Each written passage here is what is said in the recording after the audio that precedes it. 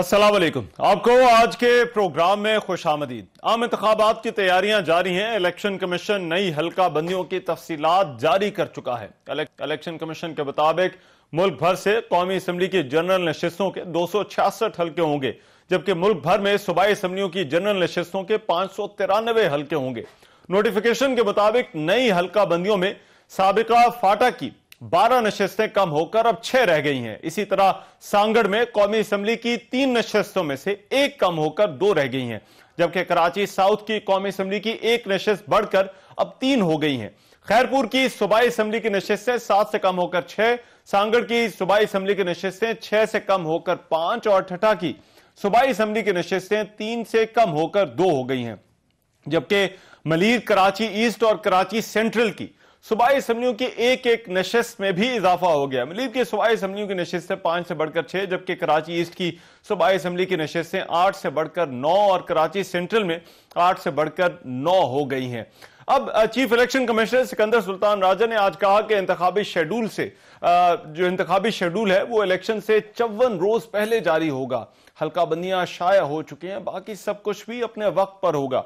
दूसरी जानिब तर्जुमान election commission ने कहा कि पीटीआई रहनुमा बाबर आवान का खैबर पख्तूनख्वा की कौमी असम्बली में नशिस्तें कम करने का जो बयान है वो हकायक के मुनाफी है। तर्जुमान ने कहा कि 25वीं तरमीम 2018 के तहत साबिक फाटा को खैबर पख्तूनख्वा में जम कर दिया गया और फिर फाटा की 12 कौमी असम्बली की नशिस्तों को खत्म करके खैबर पख्तूनख्वा की 6 नशिस्तें बढ़ाई गई हैं।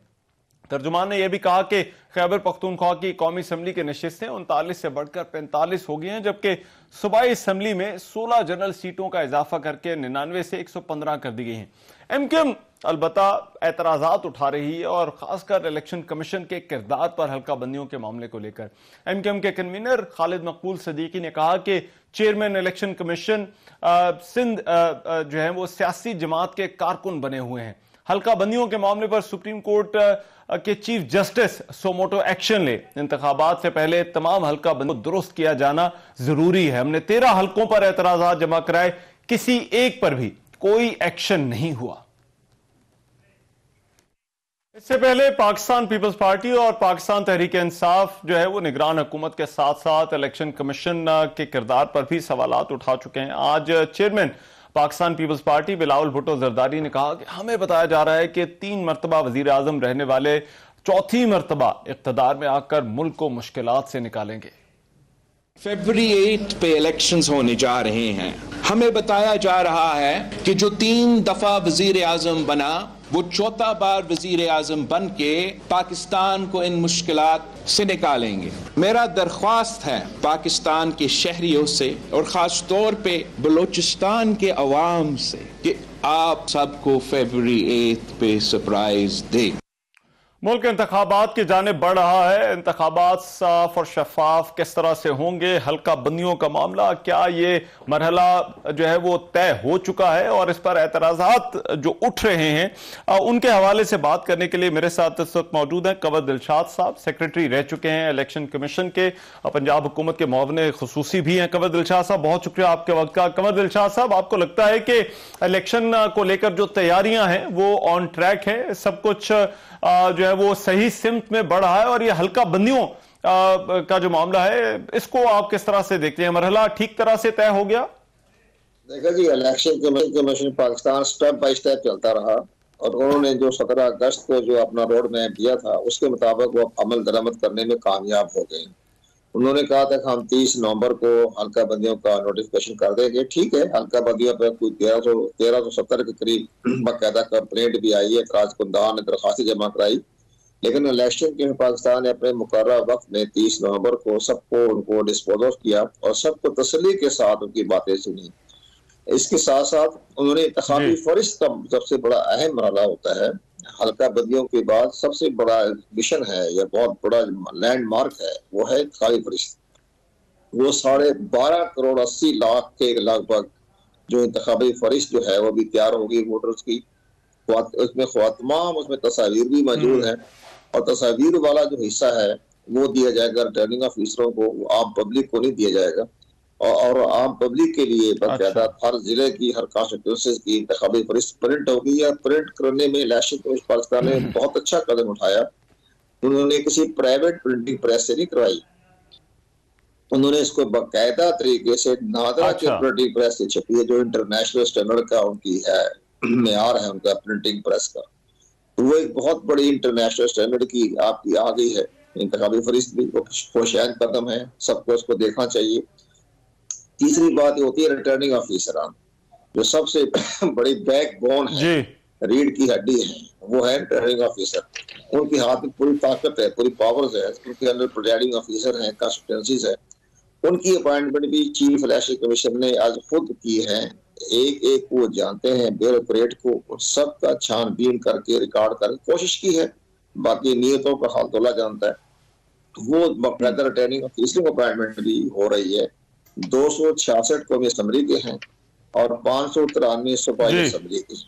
उन्होंने एक बड़ी अहम तरह ये की, हमारे वक्त में जब मैं फेडरल सेक्रेटरी होता था, उसमें एक कौमी असम्बली का जो रिटर्निंग ऑफिसर होता था, उसके नीचे 2 सूबाई असम्बली की नशिस्तें होती हैं, तो उसके नीचे असिस्टेंट रिटर्निंग ऑफिसर होता था। अब इन्होंने ये किया इलेक्शन एक्ट के तहत कि सूबाई असम्बली का रिटर्निंग ऑफिसर अलहदा है और कौमी असम्बली का अलहदा है, ताकि बोझ कम हो जाए, बर्डन ना पड़े। ये बड़े अहम कदम है। बाकी चीफ इलेक्शन साहब ने भी इशारा दे दिया है, हम बार बार कह रहे हैं। उसका बड़ा आसान तरीका है, जब 8 फरवरी की डेट मुकर्रर हो गई तो हमारे माहिरीन को एहसास होना चाहिए कि वो इलेक्शन एक्ट 57 को सामने रखे। उसमें लिखा हुआ है 54 डेज। अगर आप 8 दिसंबर में को डेज निकालेंगे तो वो डेट बनती है 15-16 दिसंबर। तो 15-16 दिसंबर को इलेक्शन कमीशन जो है शेड्यूल जारी कर देगा।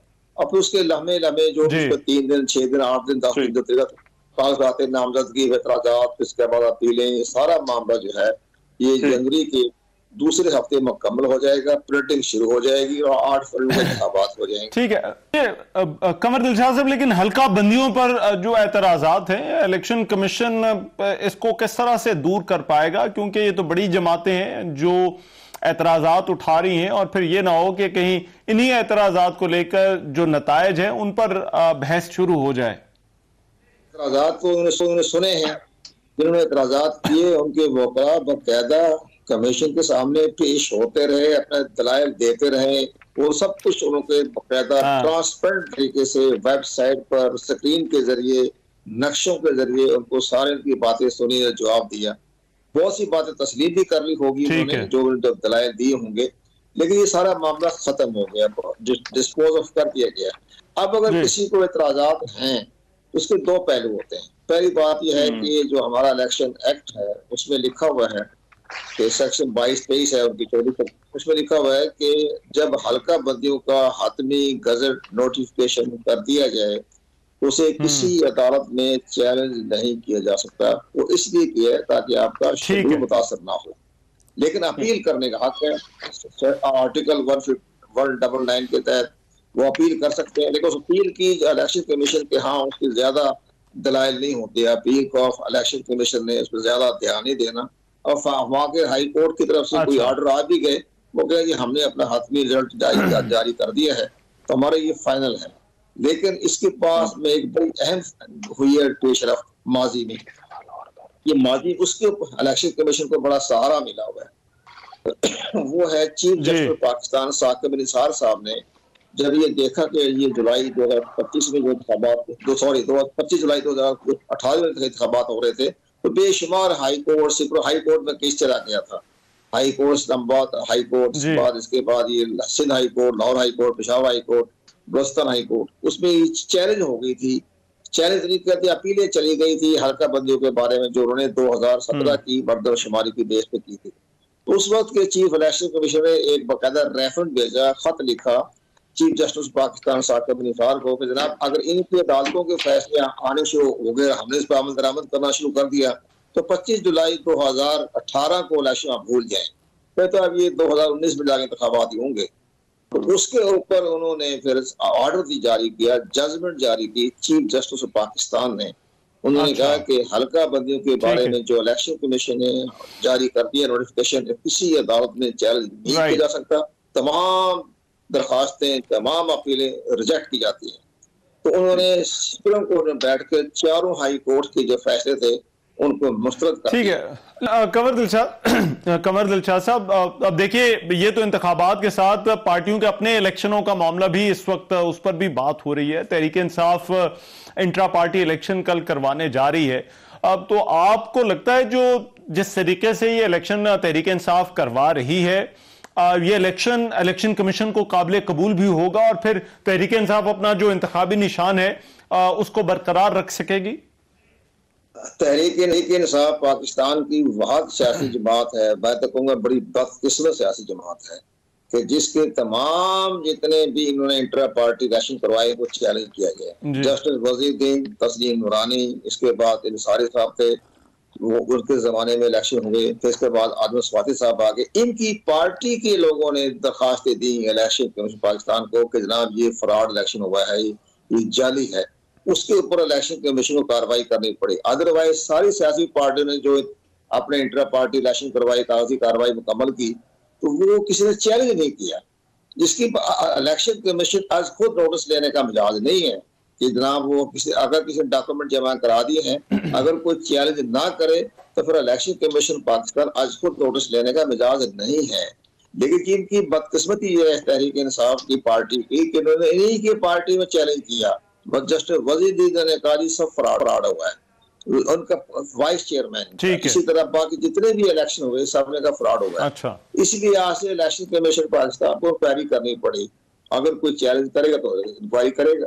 अब अगर जो मौजूदा हालात में अगर इनकी पार्टी का जो हो रहा है 2 दिसंबर को इंट्रा पार्टी इलेक्शन, अगर किसी ने चैलेंज ना किया तो इलेक्शन कमीशन पाकिस्तान आज खुद तो नहीं कहेगा भी आपने क्या कराया, तो बाकी अगर इस तरह से बात लेकिन ये चैलेंज हो जाएगा। अकबर बाबर ने बकायदा प्रेस कॉन्फ्रेंस करके, बल्कि पीटीआई के सेक्रेटरिएट में खड़े होकर उन्होंने कहा कि मैं चैलेंज करूंगा। तो चैलेंज हो जाएगा तो राइट। बहुत शुक्रिया कमर दिल साहब हमारे साथ मौजूद थे, साबिक सेक्रेटरी इलेक्शन कमीशन, बात कर रहे थे हल्का बंदियों के हवाले से और तहरीक इंसाफ के इंट्रा पार्टी इंतखाबात के हवाले से। प्रोग्राम में अभी एक ब्रेक शामिल करते हैं, वापस आते हैं तो कुछ और खबरों पर बात होगी। Welcome back. हल्का बंदियों का मामला, और ये मामला इस पर एतराज़ात मुत्तहदा कौमी मूवमेंट की तरफ से भी आए हैं। बाकी जमातें ये इंतखाबात के हवाले से तैयारियों को किस तरह से देखती हैं, ख़ासतौर पर पाकिस्तान पीपल्स पार्टी आने वाले इंतखाबात के बारे में जो है वो क्या सोच रही है, इस पर बात करने के लिए पीपल्स पार्टी के सीनियर रहनुमा जनाब मौला बख्श चांडियो इस वक्त मेरे साथ मौजूद हैं। बहुत शुक्रिया सेनेटर मौला बख्श चांडियो साहब। चांडियो साहब, सबसे पहले तो ये फरमाइएगा, ये हल्का बंदियां हुई हैं, पीपल्स पार्टी मुतमईन है इस सारे अमल से, ये सारे प्रोसेस से?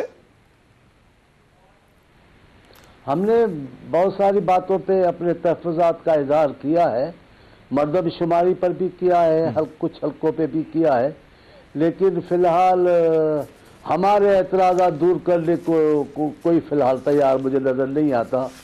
और फ़िलहाल सारी रियायतें एक पार्टी के लिए, एक लीडर के लिए है। ऐसे लग रहा है जैसे माहौल ही उनके लिए तैयार किया गया है। तज्ज़िये निगार भी उन्हीं की बातें कर रहे हैं, तबसरे निगार भी उनकी बातें कर रहे हैं। इदारों से, ख़ास तौर पे इलेक्शन कमीशन के अहदेदारों की तरफ से ऐसी बातें हैं जिन पे हमें तहफ़्फ़ुज़ात है, लेकिन हम इलेक्शन के लिए हर वक्त तैयार रहे हैं। हालात कुछ भी हों, जब से पीपल्स पार्टी बनी है उसके लिए कभी माहौल साजगार नहीं रहा, लेकिन वो घबराए कभी नहीं, इलेक्शन में हिस्सा लेते हैं जमहूरियत को आगे बढ़ाने के लिए, तसलसल को कायम रखने के लिए, क्योंकि हम समझते हैं जमहूरियत ही पाकिस्तान के मसाइल का हल है।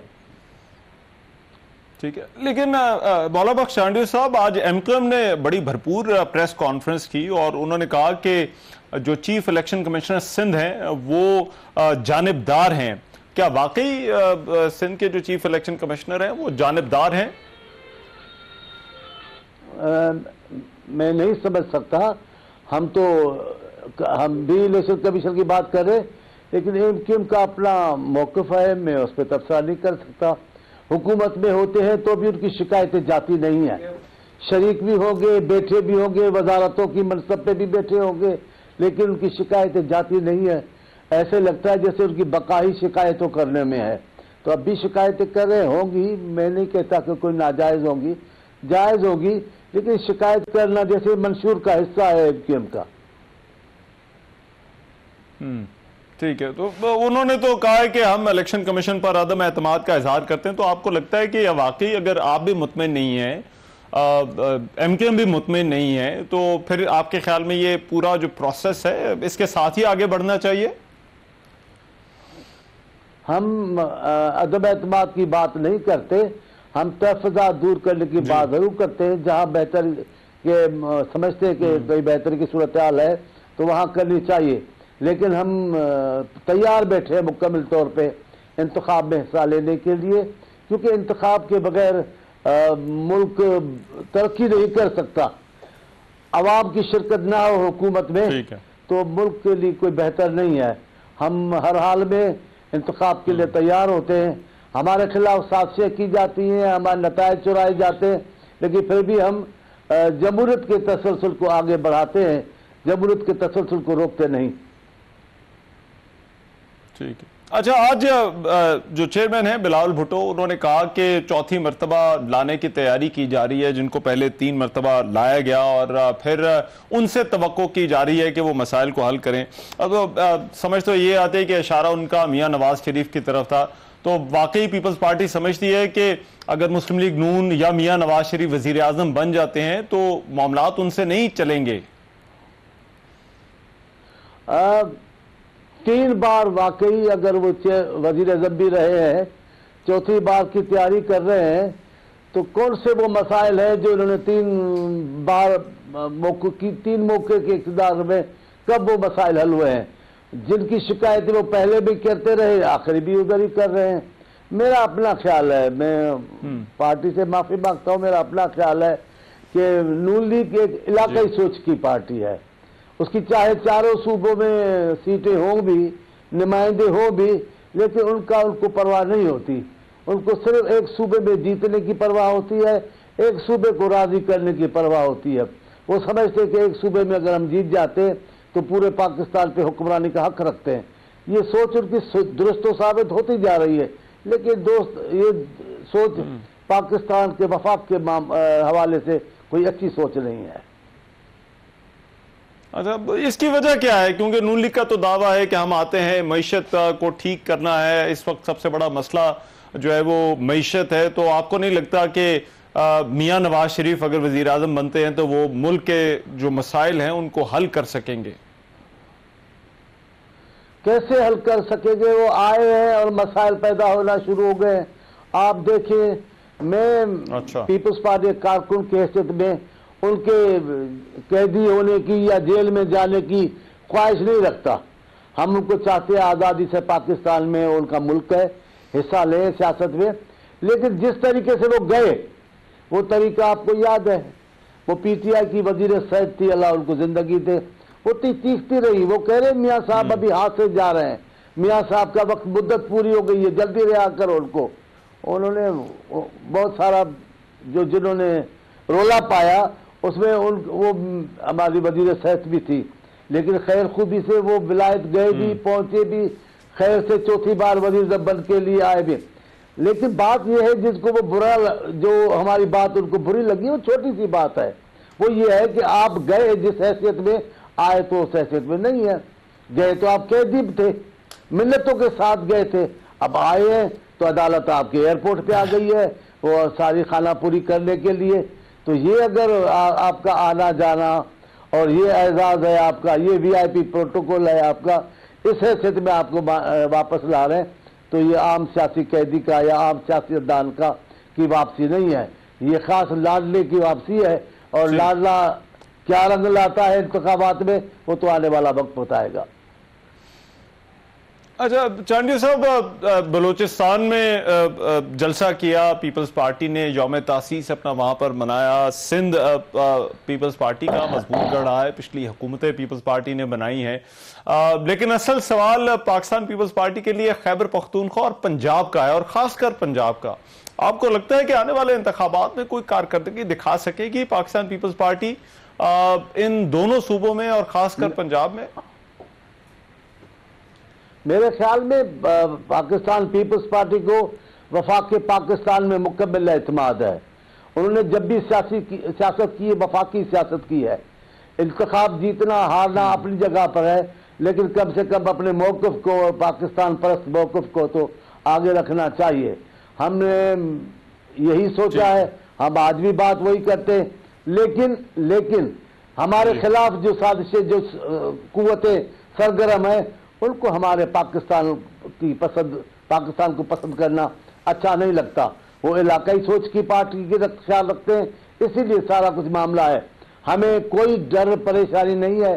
जब से हम बने हैं, जब हमारी पार्टी कायम हुई है, तब से साजिशों का मुकाबला कर रही है, अभी भी हम करेंगे। लेकिन मेरा अपना ख्याल है, आपके साथ शेयर कर रहा हूं कि 11 साल ज़िया-उल-हक की छतरी के तले जिस जमायत को मजबूत किया गया, जाहिर है उसको असरात तो उसके होंगे। हमें जानबूझ के कमजोर किया गया पंजाब में, ताकि पीपल्स पार्टी पंजाब में न रहेगी तो पाकिस्तान से खत्म हो जाएगी। वो उनका अंदाजा गलत था।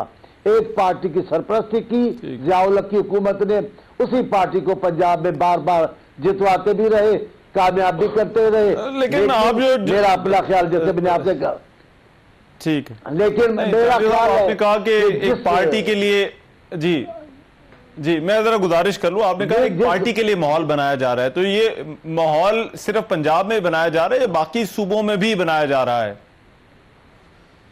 बाकी सूबों में बाप को हवाले कर दिया है उनके ना। बाप किसके हवाले हो गई है? अच्छा, बाप का बाप कौन बन गया है? बाप को कौन तस्लीम कर रहा है? हमने आज वहां जलसा किया है कल, हमें बाप की सपोर्ट नहीं है, हम बाप की सपोर्ट के बगैर है। हम अपने भाइयों, जो अपने हकीकी सियासी बेटे पाकिस्तान के, बलोचिस्तान के, पख्तूनख्वा के, उनके साथ हमने वो दिन मनाया है। हमें किसी बाप की सरपरस्ती नहीं चाहिए। बाप की सरपरस्ती जिनको है, उनके मुतालिक अवाम क्या कहता है वो अवाम से खुद जान सकते हैं। हम कहते हैं कि हमारी बात है, लेकिन मेरा अपना ईमान है, जिस सूबे में पाकिस्तान पीपल्स पार्टी ने जन्म लिया, जहां के बेटियों ने और बेटों ने शाही किले देखे, फांसी घाट देखे, मकतलगाहों तक जो पहुंचे, वहां वो अब भी नस्ल जिंदा है और पीपल्स पार्टी जरूर अपना वजूद दिखाएगी इस इंतखाबात में। ठीक है, राइट, बहुत शुक्रिया। मौला बख्श चांडियो हमारे साथ मौजूद थे, सेनेटर और सीनियर रहनुमा पाकिस्तान पीपल्स पार्टी, बात कर रहे थे हल्का बंदियों के हवाले से। अभी एक ब्रेक शामिल करते हैं, वापस आते हैं तो पाकिस्तान तहरीक इंसाफ के इंट्रा पार्टी इंतखाबात के मामले पर बात होगी। Welcome back after the break. Pakistan Tehreek Insaf के लिए एक अहम मामला कल होने वाले इंट्रा पार्टी इलेक्शन का है। पीटीआई के इंट्रा पार्टी इलेक्शन के लिए पोलिंग पेशावर में होगी और कागजात नामजदगी की वसूली का अमल मुकम्मल हो गया है। नामजद उम्मीदवार बराए चेयरमैन पाकिस्तान तहरीक इंसाफ बैरिस्टर गौहर खान ने कागजात नामजदगी जमा करा दिए हैं और आज इन कागजात के जमा कराने का आखिरी दिन था। अभी तक के इतलात के मुताबिक बैरिस्टर गौहर के अलावा किसी और ने चेयरमैन के ओहदे के लिए कागजात जमा नहीं करवाए। कानूनी और सियासी चैलेंजेस हैं, तहरीक इंसाफ की हिकमत अमली क्या कामयाब हो पाएगी, इस हवाले से बात करने के लिए कानूनदान अहमद अवैस साहब मेरे साथ मौजूद हैं। पाकिस्तान तहरीक इंसाफ की जो लीगल टीम है मुख्तलिफ मामलात में उनकी नुमाइंदगी भी कर चुके हैं। अहमद अवैस साहब, बहुत शुक्रिया आपके वक्त का। अहमद अवैस साहब, कल इंट्रा पार्टी इलेक्शन हो जाएगा और आपको लगता है कि इलेक्शन कमीशन इन नताइज को तस्लीम भी कर लेगा और जो बैट का निशान है पाकिस्तान तहरीक इंसाफ का बल्ले का, वो बरकरार रहेगा? इंशाल्लाह जरूर ये बल्ले का निशान जो है ये बरकरार रहेगा। कोशिश उनकी पूरी ये है कि सिचुएशन को प्रेसिपिटेट करें और वहां पे हालात को खराब किया जाए और वहां पे टकराव की एक सूरत पैदा की जाए, ये उनकी पूरी कोशिश है। और एस्टेब्लिशमेंट इसके पीछे और जो है वो, और इलेक्शन कमीशन जो है उनका एक बगल बच्चा बना हुआ है। ये बड़ी, और ये इनको अंदाजा नहीं है कि ये इतनी खतरनाक गेम खेल रहे हैं। ये जो हरकत इस वक्त हो रही हैं लास्ट मोमेंट पे, जबकि इलेक्शन सर पे है, कि ये इसको कहते हैं कि they are playing with fire. ये एक अगर इन्होंने इस तरह से एक सबसे बड़ी पार्टी जिसकी आवाम के अंदर इतनी इंट्रेंच्ड है और करोड़ों में उसकी जो है वोटर्स की तादाद है, उसको इसी तरीके से इस गैर आईनी और गैर कानूनी तरीके से उनको अगर हटाने की और इलेक्शन से अलग करने के लिए और हरासा करके रोकने की कोशिश करेंगे तो पाकिस्तान में तो ना अमन होगा, ना कोई स्टेबल हुकूमत बन सकेगी, क्योंकि अवाम जिसको अहमद अवैस साहब, उनको वोट नहीं देने देंगे। अकबर एस बाबर वहां पर पहुंचे हैं, उन्होंने कहा है कि नामजदगी का कोई तरीकाकार ही नहीं है और उन्होंने कहा है कि ऑब्जर्वर तैनात किया जाए। उनके साथ कुछ और भी लोग वहां पर आए हैं। तो अकबर एस बाबर का वहां पर जाना इन इंतखाबात से पहले, उसको आप किस तरह से जो है वो देखते हैं? बड़ी क्लियर बात है कि अकबर बाबर वो है कि जिसको निकाल दिया गया हुआ है, ये पीटीआई का नहीं है, लेकिन इलेक्शन कमीशन उनके पीछे है। अच्छा। और एस्टेब्लिशमेंट उसके पीछे है, और वो कल एक हालात को खराब करने के लिए, वहां पे हंगामा करने के लिए ये उसको वहां पे भेजा गया है। तो ये कोई तरीके तो नहीं है। अच्छा। एक तरफ आपका एक ही सांस में आप एक तरफ नून लीग के करप्ट आदमी को आप किस तरीके से प्रोटोकॉल दे रहे हैं कि उसको बड़े बड़े ऑफिसर भी और आईजी पुलिस भी और सब उसको सल्यूट कर रहे हैं, और उसके बाद जो है वो जाके अनप्रेसिडेंटेड तरीके से उसको बेल ग्रांट की जाती है, फिर वो पब्लिक जलसा भी अटेंड करते हैं और फिर उसको बरी भी कर दिया जाता है और कहा जाता है कि ये प्रॉपर्टी साबित नहीं हुई कि ये उनकी है, और प्रॉपर्टी पे कागज भी वही है, मालिक भी वही है। आप इस दुनिया में बैठे हुए और ये क्या कर रहे हैं? पाकिस्तान को इतना बड़ा खेल जो है ये जो खेला जा रहा है यहाँ पर, इसके नतायज कभी किसी ने सोचे कि क्या होंगे? आप ऐसे शख्स को कि जो इससे पहले जो तरीके, जी जी जी जी आप बात पूरी कर लीजिए। मैं ये कह रहा हूं, हद दफा हटाया गया और उनको disqualified life time supreme court के लार्जर बेंच ने किया और इम्पोज किया जा रहा है। मतलब है कि करप्शन का दौर दौरा तरीके से अब पाकिस्तान के अंदर होगा, क्योंकि उसको पता है कि वो थोड़े अरसे के लिए आएगा। अच्छा अहमद अवैध साहब, इससे पहले तहरीके इंसाफ के जो इंट्रा पार्टी इलेक्शन थे, जो इंट्रा पार्टी इलेक्शन थे अहमद अवैध साहब, वो चैलेंज होते रहे हैं और तकरीबन जो है वो उनमें एतराजात पार्टी के अपने लोगों की तरफ से ही उठाए गए। तो कहीं ऐसा तो नहीं है कि कोई प्रोसीजरल मामला बन जाए इंट्रा पार्टी इंतखाबात का और ये भी नतायज जो है वो चैलेंज हो जाए तो फिर पार्टी के लिए कोई मुश्किल आ जाए? देखिए, सवाल यह है कि पार्टी की तरफ से तो कोई इसको चैलेंज नहीं करेगा, ये बना लिए जाएंगे, लोगों को खड़ा किया जाएगा। अच्छा। इलेक्शन कमीशन उनको रिलीफ देने पे तैयार बैठा हुआ होगा, ये सिलसिले होंगे। तो इस तरह से ये हथकंडे होंगे, मैटर अल्टीमेटली सुप्रीम कोर्ट में भी जाएगा। देखें वहां पे क्या होता है। अच्छा। पाकिस्तान की अदालतें जो हैं दुनिया में अपनी साख को जिस तरीके से कायम नहीं रख सकी, और जो कुछ पाकिस्तान में हालात पैदा किए गए हैं, बदनामी का बायस बन रहे हैं। हम दुनिया में पाकिस्तान की अदलिया जो है बदनामी का बायस बन रही है इन्हीं हालात की वजह से, और प्रोटेक्शन मिल रही है उनको। आप देखिए एक तो सही कि यही मैं आपके सामने अर्ज कर रहा हूं कि इस्लामाबाद हाई कोर्ट ने किस अंदाज में उनको पहले बेल ग्रांट की है, उसके बाद अपील मंजूर की है, और उसके बाद उनको बाइज्जत बरी कर दिया गया है और कहा गया कि ये प्रॉपर्टी साबित नहीं हो रही है जी, और प्रॉपर्टी अभी भी उनके कब्जे में है, और वो प्रॉपर्टी अरबों रुपए की प्रॉपर्टी, जिसकी डिटेल जो है वो आसिफ सईद खोसा साहब की और जैसे गुलजार साहब की जो पहली जजमेंट आई थी उसके अंदर डिटेल दी हुई है उसके अंदर सारी। तो ये सूरत हाल जो है इस तरह से मुल्क नहीं चलते हैं। आप जोर ठीक है, बहुत शुक्रिया आपकी हुकूमत। जी राइट, बहुत शुक्रिया। अहमद अवैध साहब हमारे मौजूद थे, सीनियर लॉयर और पाकिस्तान तहरीक इंसाफ के मुख्तलिफ मामलात में लीगल रिप्रेजेंटेशन भी कर चुके हैं। बात हो रही थी इंट्रा पार्टी इंतखाबात के हवाले से। अभी एक ब्रेक लेते हैं, ब्रेक के बाद वापस आते हैं तो गजा की सूरत हाल पर बात होगी। Welcome back. इसराइल और हमास के दरमियान गजा में जारी 7 रोजा जंगबंदी खत्म होते ही इसराइली फौज ने गजा पर हमले फिर से शुरू कर दिए, जिसके नतीजे में अब तक की इतलात के मुताबिक 32 फलस्तीनी शहीद हो चुके हैं। इसराइल और हमास के दरमियान गजा में जंगबंदी का आगाज 24 नवंबर से हुआ था, जिसमें 2 मरतबा तोसी हुई और आज जुमे की सुबह जंगबंदी का वक्त खत्म हो गया, जिसमें कोई तोसी नहीं की गई। फलस्तीनी वजारत दाखिला का कहना है कि इसराइली तैयारों ने गजा पर फजाई हमले शुरू किए हैं। ये जो सीज फायर है ये क्यों खत्म हो गया और आगे गजा में सूरत हाल क्या इख्तियार करने वाली, इस पर बात करने के लिए डॉक्टर सलमा मलिक साहबा मेरे साथ मौजूद हैं, माहिर हैं इंटरनेशनल अफेयर्स की। बहुत शुक्रिया डॉक्टर साहबा आपके वक्त का। डॉक्टर साहब ये फरमाइएगा, सबसे पहले तो ये हमने देखा कुछ तोसी होती रही इस सीज फायर में, लेकिन इस मरतबा क्यों तोसी ना हो सकी और खत्म हो गया सीज फायर? जी बहुत शुक्रिया असफर साहब आपको बुलाने का। मसला ये है कि इज़राइल के ऊपर एक डिप्लोमेटिक प्रेशर था। एक इज़राइल को ये भी सिचुएशन थी कि जो उसके साथ वो ममालिक हैं जिन्होंने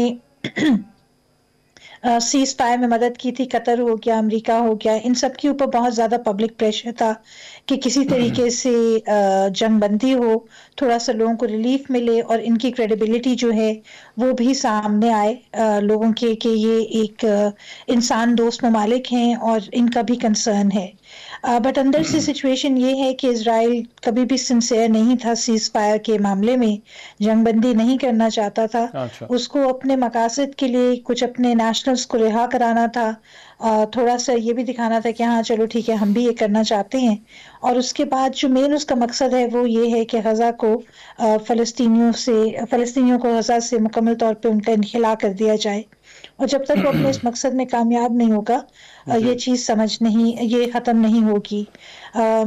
सीज फायर का हो जाना बाय इटसेल्फ जहाँ खुश आइन था, वहाँ हैरान कुन भी था कि इज़राइल जो इतनी ताकत में है, इज़राइल जो इतनी ज़्यादा जंगी मोड में है, वो कैसे without any rhyme and reason ceasefire की तरफ आए। तो इसका होना चाहे जो भी वो इसके लिए एक कहेगा कि इस वजह से हुआ है और फला वजह से हमने वायलेशन की और ये 4 दिन की थी और हम तो 7 दिन खामोश रहे, तो ये चीज़ इस तरह चलती रहेगी। जी अच्छा, आगे ये मुस्तकबिल में ज़ाहिरी बात है ये पब्लिक ओपिनियन तो है और इन ममालिक पर भी और इसराइल के ऊपर भी, क्या मुस्तकबिल करीब में इस सीज फायर का कोई दोबारा इम्कान देख रही हैं? देखिए जी, अगर तो उन्होंने सीज फायर मुस्तकबिल करीब में करनी थी तो इसको वायलेट ना करते और इसको वो कहते कि चलें ठीक है हम इसको मजीद आगे बढ़ा लेते हैं। मेन सीज फायर उनका सिर्फ इसलिए था कि इनके ऊपर बहुत ज़्यादा इंटरनेशनल प्रेशर था कि किसी तरीके से आप जंगबंदी करें और यहाँ ह्यूमैनिटेरियन एड और जो इमदाद का सामान आया है उसको अंदर आने दें। और इस चीज़ को सामने रखते हुए इजरायलीज ने अपने 50 लोग जो डिटेंशन में थे उनको निकलवाना था और किस तरह से उन्होंने फ़लस्तीनियों को छोड़ा है। तो अगर इसने सीज फायर करनी होती तो वो एकदम इसको फिर वायलेट ना करता और फिर वायलेट करते ही ना सिर्फ वायलेट किया है बल्कि जैसे ही ख़त्म की है सीज फायर, हमास का जो अंदाज़ा है 2 घंटे पहले का, वो ये कह रहे हैं कि 100 के करीब लोग फौत हो गए। तो कहीं भी जैसे आपने फरमाया कि 32 एक मोहतात तरीन अंदाज़ा है, क्रेडिबल अंदाज़ा है, और अगर 100 के करीब लोग मरे हैं तो दैट मीन्स कि पहले से भी ज़्यादा वो जो है जोश से और नफरत से फ़लस्तीनियों को टारगेट कर रहे हैं।